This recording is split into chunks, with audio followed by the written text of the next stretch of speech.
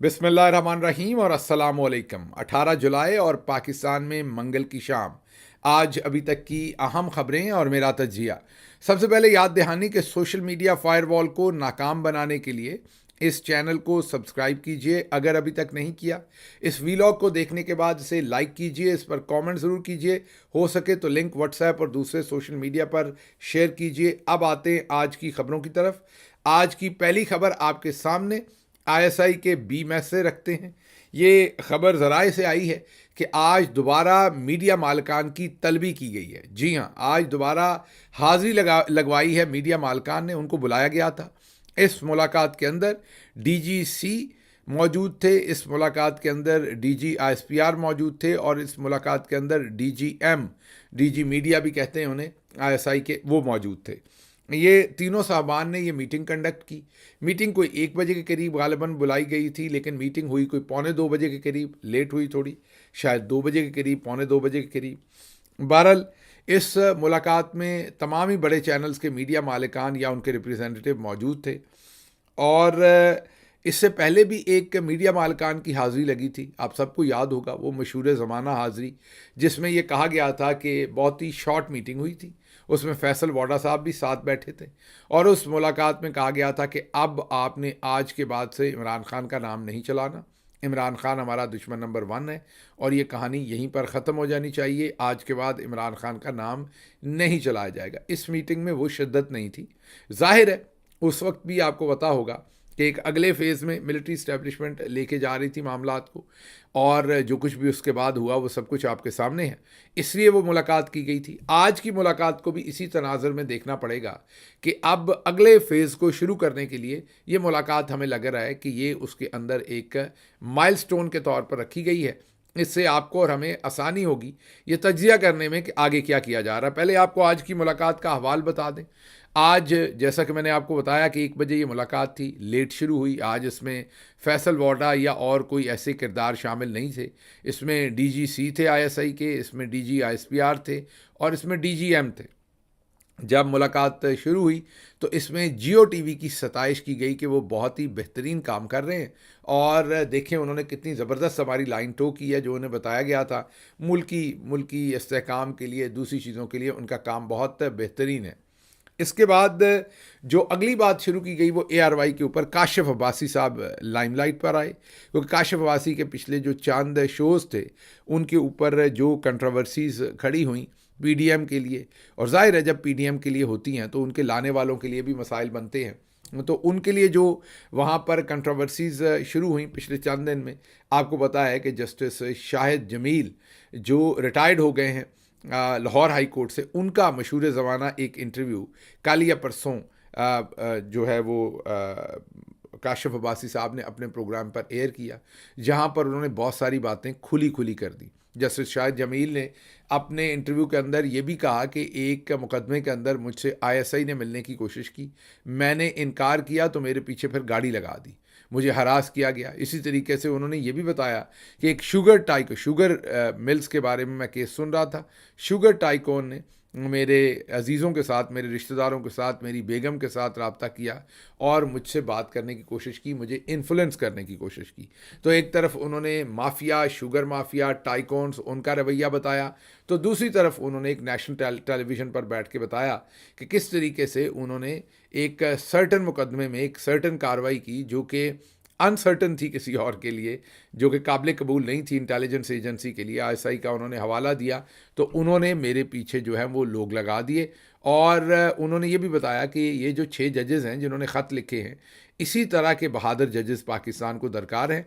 इन 6 जजेस को अगर नौकरी से निकाल भी दिया गया तो कोई मसला नहीं, ये मार्केट में जाएंगे तो इससे ज़्यादा पैसे कमाएंगे, इनकी ज़्यादा ज़रूरत है मार्केट में, एक वकील के तौर पर ये ज़्यादा कामयाब होंगे।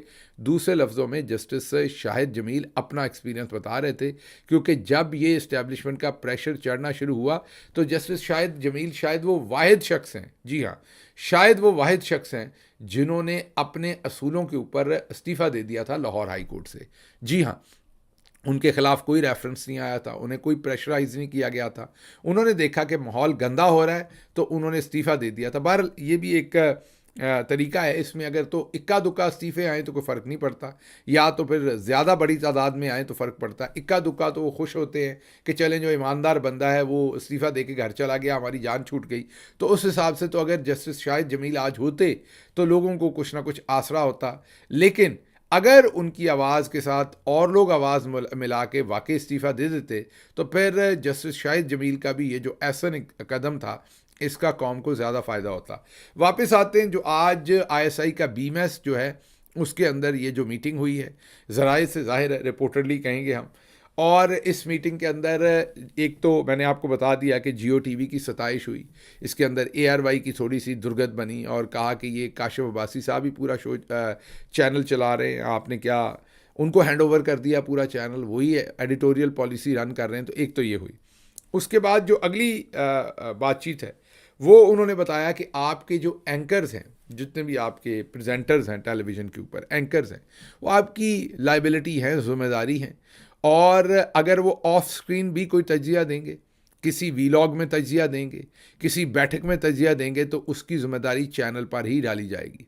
इसलिए अपने तमाम एंकर्स को बुलाइए, उन्हें अपनी एडिटोरियल पॉलिसी दीजिए और उन्हें बताइए कि ऑन कैमरा और ऑफ कैमरा यही एडिटोरियल पॉलिसी है।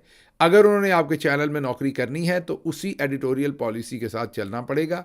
मसलन इस्टेब्लिशमेंट के ऊपर उन्होंने कहा कि किसी किस्म की कोई तनकीदी बातें नहीं होंगी, इस्टेब्लिशमेंट के लिए कोई ऐसी बात नहीं की जाएगी टेलीविज़न के ऊपर, उनके ऊपर तनकीद नहीं की जाएगी, कोई कंट्रोवर्सी उनसे रिलेटेड जो है वो एयर नहीं की जाएगी। फिर उन्होंने ये भी बताया कि ये सियासी मामलात के ऊपर बातचीत ज़रा कम करें, ये जो सियासी तनाव है, ये जो बयानबाजी है, ये जो सारा मामला जिसमें नज़र आता है कि ये जो लगड़ बगड़ हैं सारे बैठे हुए, ये उन्होंने तो नहीं कहा, ये तो मैं आपको बता रहा हूँ कि उनके कहने का ये मतलब था, ये अगली स्टेटमेंट मैं दे रहा हूँ कि ये जो कंट्रोवर्सीज़ खड़ी हो रही हैं मौजूदा रजीम के लिए, और ज़ाहिर है अब पूरी कौम जो है वो महंगाई से भी तंग है, बाकी सारे कामों से तंग है, तो वो एक ख़तरनाक अटैक पर जा रहे हैं। तो इन हालात में तवक्को ये की गई कि सियासत के ऊपर ख़बर ना रन करें, बल्कि रन करें जो मायशी इस्तेहकाम आ रहा है SIFC, मतलब अच्छी अच्छी खबरें दें, बुरी खबरें देने से इज्तनाब करें। अगर आप बुरी खबरें देंगे तो हुकूमत मज़ीद गैर मुस्तहकम हो जाएगी, अवाम का एतमाद मज़ीद ख़राब हो जाएगा और मुल्क नीचे जाएगा। इसलिए जो PTI का वर्जन है उसको ना दें और सियासत पर बात कम करें और ये टेररिज्म पर बात करें और जो उस टेररिज्म के ख़िलाफ़ जंग हो रही उस पर बात करें और मईशत को बेहतर करने के लिए जो SIFC कर रही है उस पर बात करें।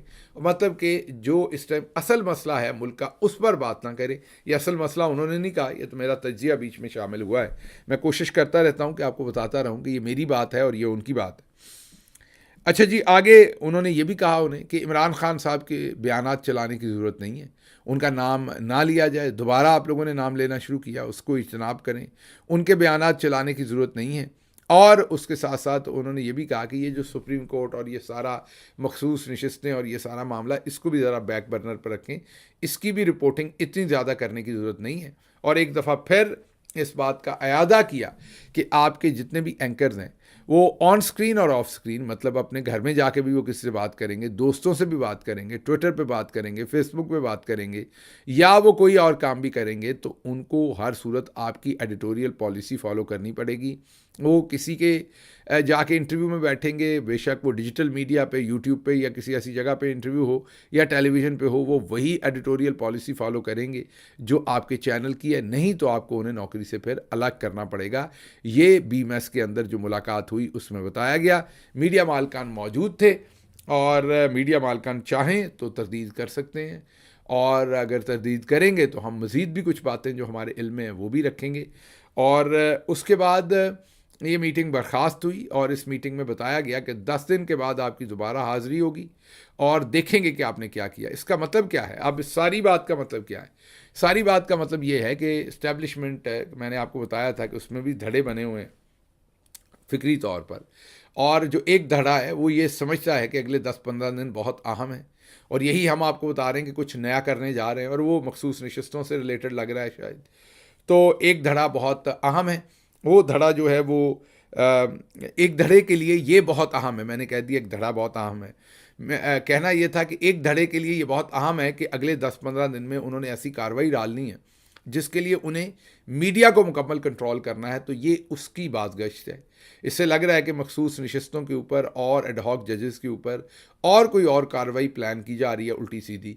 इन तमाम चीज़ों के ऊपर अब मीडिया को प्रेशर में लेने का जो है वो फैसला किया गया है। आज थोड़ा सा वीलॉग भी इसीलिए लंबा हुआ कि ये जब खबर मुझे मिली तो मैं मुतअद्दिद ज़राए से इसकी तहकीक कर रहा था, मतलब कि ये नहीं चाहता था कि आपको ये खबर अधूरी दे दें या ऐसी खबर दे दें जो सच्चाई पे मबनी ना हो, तो इसलिए इसको मल्टीपल लोगों से चेक करना ज़रूरी था। अच्छा जी, अगली खबर जो आपके सामने रखेंगे वो है कि इमरान खान साहब की जो जेल में मुलाकातें हैं उसके अंदर आपको पता है शीशा लगाया जाता है, जो जो वकील हैं उन्हें चीख चीख के बोलना पड़ता है, फिर वहाँ रिकॉर्डिंग की जाती है, तमाम बातें सुनी जाती हैं।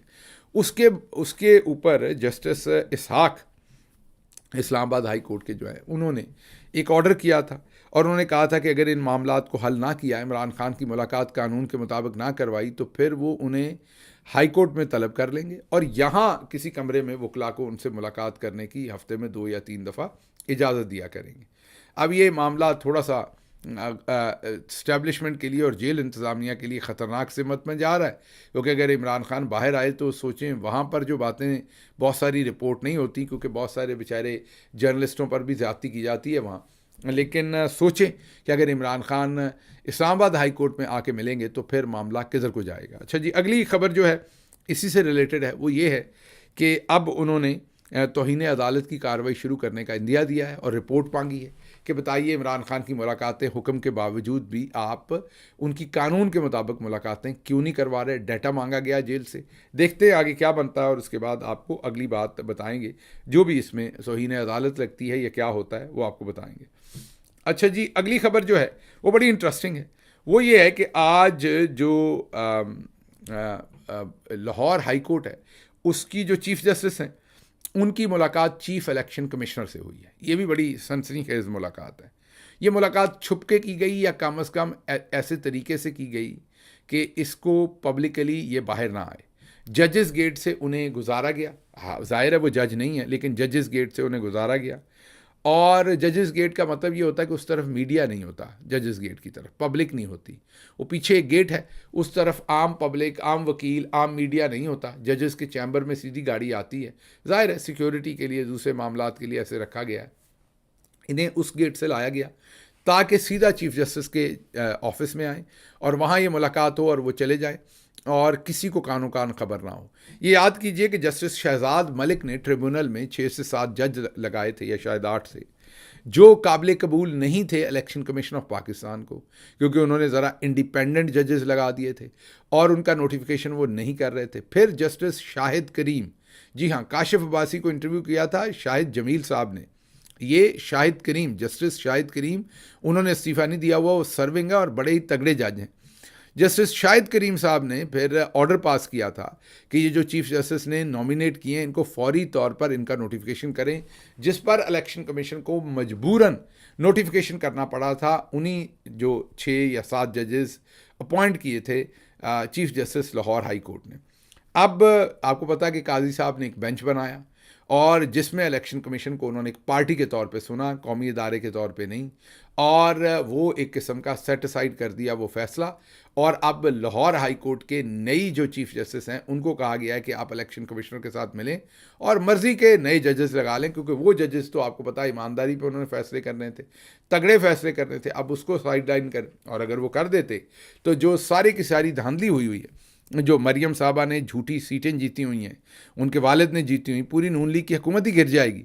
इसलिए अब उस सारे काम के अंदर दोबारा चोरी चकारी करने के लिए नए जजेस लगाए जाएंगे। उसके लिए आज खुफिया मीटिंग, खुफिया इसलिए कहूँगा कि उसकी जब फुटेज, मोहम्मद अशफाक साहब बड़े अच्छे रिपोर्टर हैं लाहौर से, उन्होंने जब उसकी फुटेज बनाने की कोशिश की तो सिक्योरिटी ने उन पर हमला कर दिया, उनसे उनका फ़ोन छीना और फुटेज डिलीट करने की कोशिश करते रहे। मकसद सिर्फ ये था कि किसी भी सूरत चीफ इलेक्शन कमिश्नर की chief justice Lahore high court के साथ मुलाकात मंजर आम पर ना आए। मकसद इसमें यह भी था कि ये मुलाकात हो जाए और फिर मर्ज़ी के जजेस का अचानक नोटिफिकेशन कर दिया जाए और फिर ये लपेट दिया जाए सारा काम जो ट्रिब्यूनल्स का है और इन जजेस को। लेकिन इसमें एक काम बड़ा मुश्किल है, वो ये है कि मैंने जैसे आपको कहा था कि जस्टिस साहबा सीनियरिटी में तीसरे नंबर पर थी, ये जो 7-8 जजेस हैं जो ट्रिब्यूनल में, अगर इनको हटाती हैं और इनकी जगह पर नए जजेस लगाती हैं तो जाहिर है उनसे भी उनके ताल्लुकात ख़राब होंगे। तो ये कोई बहुत आसान काम नहीं होगा चीफ जस्टिस साहबा के लिए करना, लेकिन देखते हैं जिस तरह से ये मुलाकात आज करवाई गई है वो तो कुछ और ही बताती है। अच्छा जी, अगली खबर है कि पाकिस्तान में फेसबुक और इंस्टाग्राम पर भी पाबंदी लगा दी है। ये हम नहीं बता रहे, ये पाकिस्तान के अंदर इंटरनेट सर्विस प्रोवाइडर नया टेल जो है वो ऑफिशियली इन राइटिंग में अपने कस्टमर्स को बता रहा है कि अगर आपके इंटरनेट के ऊपर जो आपके पास कनेक्शन है नया टेल का, उस पर इंस्टाग्राम या फेसबुक नहीं चल रही तो इसमें हमारी सर्विस का कसूर नहीं है, बल्कि इसमें हुकूमत ने इंस्टाग्राम और फेसबुक भी बंद कर दिया है। हम पीटीए के साथ राब्ते में हैं, हम उनसे पूछ रहे हैं कि ये सब कुछ कब खुलेगा। जैसे ही हमें जवाब मिलेगा तो हम आपके सामने रखेंगे। उन्होंने ये भी लिखा कि ट्विटर पहले ही बंद है और अब जो है वो फेसबुक और इंस्टाग्राम भी बंद कर दिया गया है। ये नया टेल ने आज बताया है, लेकिन ये इत्तला ज़ाहिर है पहले से मौजूद है। ये पहले से ये कल भी मेरा ख्याल वीलॉग्स के अंदर ये बात हो चुकी है कि फ़ेसबुक बंद होगी, लेकिन ये इंस्टा वाली बात नहीं सामने आई है कि अब इंस्टाग्राम भी बंद हो गया है। और बहुत सारी जगहों के ऊपर व्हाट्सएप के फंक्शंस को भी लिमिटेड किया गया है कि आप सारी जगहों पे नहीं, कुछ सारिफ ये कंप्लेन कर रहे हैं कि वो कोई फ़ाइल या तस्वीर व्हाट्सएप पर या वीडियो शेयर नहीं कर पा रहे, बेसिक मैसेजेस शेयर कर पा रहे हैं। तो आप सोशल मीडिया के ऊपर जो क्रैकडाउन है उसको देख सकते हैं कि उसको बढ़ा दिया गया है। और ज़ाहिर है ऐसी सिचुएशन के अंदर यूट्यूब के ऊपर तो पहले से ही आपको हम बता चुके हैं कि फायरवॉल लगाई हुई है, अब ये मामला जो है ये आगे फैलाया जा रहा है। अच्छा जी, अगली खबर ये है कि सनम जावेद साहबा का आज केस था। आपको पता है, सबसे पहले तो ये क्लियर कर दें कि सनम जावेद के ऊपर बड़ा जुल्म हुआ। आपको पता है कितनी लंबी उन्होंने जेल काटी। ज़ाहिर है मौजूदा जो इस्टेब्लिशमेंट है उन्होंने अपने सियासी मकासद के लिए जिन ख़वातीन को इस्तेमाल किया उनमें यास्मीन राशिद, आलिया हमज़ा, सनम जावेद और आपको पता है कि बहुत सारी ख़वातीन जो हैं वो इस्तेमाल हुई। अब सनम जावेद साहबा को जब याद कीजिए कि उनकी अदालत ने उनका केस जो है वो बर्खास्त किया था इस्लामाबाद की अदालत ने, तो अचानक उन्हें वो वकील के ऑफिस चली गई। वहाँ वकील साहब भी खाना खा रहे थे, सब अच्छा लग रहा था। हालांकि उनको केपी हाउस लाया जा सकता था, लेकिन उनको वकील साहब के दफ्तर ले जाया गया। वहाँ चंद घंटे वेट किया गया। वो लाहौर के लिए भी नहीं उनको निकाला गया, ना ही केपीके के लिए। बहरहाल वहाँ पर फिर पुलिस आई, कोई उनके पास वारंट नहीं था, कोई एफआईआर नहीं थी। फिर बड़े आराम से उनकी वहाँ से गिरफ्तारी दिलवा दी गई। और हमने उस टाइम आपको एनालिसिस किया था कि इस्टेब्लिशमेंट ने, जाहिर है पहले तो दो चीज़ों को आपने अलग अलग रखना है। ये जो ख़वातीन हैं ये इनका कसूर नहीं है, ये तो मजलूम है, इनको तो इस्तेमाल किया गया है। बाकी ख़वातीन भी हमारी सारी जो जेलों में रखी हैं, मसलन खतीजा शाह का क्या कसूर था? उसने कोई दहशतगर्दी थोड़ी की थी। सिर्फ़ और सिर्फ जो इम्पैक्टफुल पढ़ी लिखी एंटरप्रेन्योर, वो आपकी जितनी भी आर्ट से रिलेटेड जो शोबे हैं, मसलन फैशन है, आपकी इंडस्ट्री है, वो सब के सब लोगों को, या आपकी जो एलीट है उन सब लोगों को डराने के लिए, उन सब लोगों को पाकिस्तान के अंदर जारी जो फस्तायत है उसके ख़िलाफ़ ना बोलें, उसके लिए खतीजा शाह को सामने रखकर इस्तेमाल किया गया। उनको जेल में रखा गया, उनके ऊपर मजालम किए गए ताकि उनको मिसाल समझकर कोई और ये जुर्रत ना करे। यही काम सनम जावेद और आलिया हमज़ा और यास्मीन राशिद और दूसरी ख़वातीन के साथ किया गया। अब हमने आपको बता दिया था, याद कीजिए 2 से 3 दिन पहले, कि अब सनम जावेद को ये गिरफ़्तार नहीं करेंगे। मैं अपने वीलॉग में ये आपको 3 दिन पहले बता चुका था। इतने कॉन्फिडेंस से मैंने आपको बताया था जैसे मैं जज हूँ और फैसला मैंने लिखना है। आज आप देख लीजिए, जब सनम जावेद को आज अदालत पेश किया गया तो ये किसी और ने नहीं कहा, अदालत ने फैसला नहीं दिया, ये अटॉर्नी जनरल ने, जो ज़ाहिर है इस्टेब्लिशमेंट का नुमाइंदा है मौजूदा रजीम का, उन्होंने कहा जी सनम जावेद को अब मैं गारंटी देता हूँ, जो मैंने आपको 3 से 4 दिन पहले बताया था कि सनम जावेद को अब हम गिरफ़्तार नहीं करेंगे, इसकी मैं गारंटी देता हूँ आपको। तो अदालत ने, ज़ाहिर है जब हुकूमत ने कह दिया कि सनम जावेद अब हमें किसी केस में रिक्वायर्ड नहीं है, तो फिर केस क्या चलना था? अदालत ने वो केस ख़त्म कर दिया। तो अब आप सोच रहे होंगे ये मुझे कैसे पता चला 3-4 दिन पहले ही कि सनम जावेद को अब गिरफ़्तार नहीं करेंगे। उस बेचारी को 1.25 साल 1.5 साल तमाम मजालम का शिकार वो रही, तो अब एकदम रियासत उस पर कैसे मेहरबान हो गई? मैं आपको बताता हूँ। मैंने आपको पहले भी बताया था कि इन ख़वातीन को ऊपर जितना भी जुल्म है ये इस्टेब्लिशमेंट अपने मकसद के लिए कर रही है। यास्मीन राशिद और आलिया हमजा साहबा को उन्होंने उस वक्त रिहा करना है या रिहाई की तरफ जाना है जब ये हतमी फैसला कर लिया कि अब मरीम नवाज़ और नवाज शरीफ को हतमी तौर पर इस्टेब्लिशमेंट ने ब्लैकमेल करना है और ये कहना है कि हम ये सीटें फिर उनको देने लगें, क्योंकि दोनों से, एक से हमजा शहबाज हारे हुए हैं, एक से नवाज शरीफ हारे हुए हैं। सनम क्योंकि इलेक्शन नहीं लड़ सकी थी, अब वो जाएंगी मखसूस नशिस्तों पर। और पार्टी भी ज़ाहिर है, मेरा तजिया है, मेरा ज़ाहिर, मेरी राय नहीं है, मेरा तजिया है। मेरी राय तो ये कि सनम जिस भी असम्बली में जाना चाहें उनको भेजना चाहिए, कौमी असम्बली में या प्रोविंशियल असम्बली में, क्योंकि उन्होंने बहुत लंबी तकलीफ़ काटी है, बहुत लंबी कुर्बानी दी है। लेकिन मेरा तजिया ये है कि पार्टी भी चाहेगी कि उनको जो है वो प्रोविंशियल असम्बली में भेजा जाए, पंजाब असम्बली में वहाँ भेजा जाए जहाँ पर इतनी सारी ख़वातीन हैं जो काबू में नहीं आ रही। तो जब आपके सामने वहाँ पर सनम जावेद जाएंगी तो वहाँ भी मौका मिलेगा बहुत सारा। मरियम साहबा वहाँ भी प्रेशर में आएंगी तो फिर इस्टेब्लिशमेंट की तरफ भागेंगी कि इनको दोबारा गिरफ्तार करें, इनको क्यों मेरे सर पे छोड़ दिया, या कुछ और होगा। तो दोनों सूरतों में इस्टेब्लिशमेंट विन विन गेम खेल रही है कि विन विन का मतलब ये है कि मरियम साहबा को मज़ीद ब्लैकमेल करने के लिए और इस पूरे रजीम जो आपने देखा ना पर से निकाल रहे हैं, कभी कहते हैं मैं प्रेशर नहीं लूँगा, इस्तीफ़ा दे दूँगा, कभी आपको पता है कि जावेद लतीफ़ साहब कोई जुमले कहते हैं, कभी कोई जुमले कहता है। तो इन सारे हालात के अंदर अब सनम जावेद साहबा को मैं इसीलिए तजिया कर पाया था, अंदर की खबर भी मेरे पास कुछ थी, इसीलिए मैंने 3 से 4 दिन पहले आपको बताया था कि अब उन्हें ये गिरफ्तार नहीं करेंगे। और आपने फिर देख लिया कि अटॉर्नी जनरल ने, ये अदालत ने हुक्म नहीं दिया कि आप अब गिरफ्तार ना करें, अदालत ने तो केस निपटाया है। अटॉर्नी जनरल ने जाकर कोर्ट में ये कहा है कि मैं आपको ये अश्योरेंस देता हूँ, हुकूमत अश्योरेंस देती है कि सनम जावेद को अब हम किसी मुकदमे में गिरफ्तार नहीं करेंगे, उनका जहाँ दिल करता है वो जाएं, पंजाब जाएं, इस्लामाबाद रहें। अटॉर्नी जनरल क्योंकि पूरे पाकिस्तान को रिप्रेजेंट करते हैं, तो उन्होंने ये वाज़ेह तौर पर बता दिया कि अब हम उन्हें गिरफ्तार नहीं करेंगे। इससे आप जो आने वाले दिन हैं उसका हिसाब भी लगा लीजिए। आने वाले दिनों में भी आपको समझ आ जाएगी कि इस्टेब्लिशमेंट के अंदर अब 2 धड़े हैं, एक धड़ा और काम कर रहा है, दूसरा धड़ा और काम कर रहा है। दोनों धड़े अब अपने अपने मकासद के लिए काम कर रहे हैं। ज़ाहिर है इस्टेब्लिशमेंट के अंदर भी लोग तरक्की करना चाहते हैं। अगर सिर्फ एक ही धड़े को तरक्की मिलेगी तो दूसरे धड़े को ऐसे ही घर जाना पड़ेगा, वो भी काविश कर रहे हैं। इसी तरह से जजेस में भी यही मामला है। तो आप जो सवाल पूछते हैं कि ये सब तलातम जो है कब टूटेगा, तो ये तलातम कभी भी नेशनल इंटरेस्ट में इतना ज़्यादा नहीं टूटता होता। नेशनल इंटरेस्ट में लोग कुर्बानी नहीं देते, बाहर नहीं निकलते। ये एक हमारे बड़े अच्छे दोस्त हैं, नाम मैं उनका नहीं लूँगा कहीं चुके ना जाएं, फिजिशियन है सेंट लुइस मिजूरी में। उन्होंने आज मुझे एक टेक्स्ट किया जिसमें उन्होंने भी इसी पॉइंट की तरफ तवज्जो दिलाई और उन्होंने कहा कि पाकिस्तान में लोग कौमी मफाद के लिए खड़े नहीं होते। जब पूरी कौम को ज़रूरत हो या जुल्म हो रहा हो या जमहूरियत हो, ज़ाती मफाद के लिए खड़े होते हैं। और ये बात उनकी दुरुस्त है। यहाँ भी अब आपको ये जो सारा तलातम नज़र आ रहा है, इसमें बहुत सारे लोगों के ज़ाती मफाद हैं और उनको लग रहा है कि वो अगर अभी भी उठ के खड़े ना हुए और बोले ना, तो फिर उनके ज़ाती मफादात जो हैं वो परमानेंटली जो हैं वो डैमेज हो जाएंगे और उनकी ना तरक्कियाँ होंगी ना उनको मौका मिलेगा।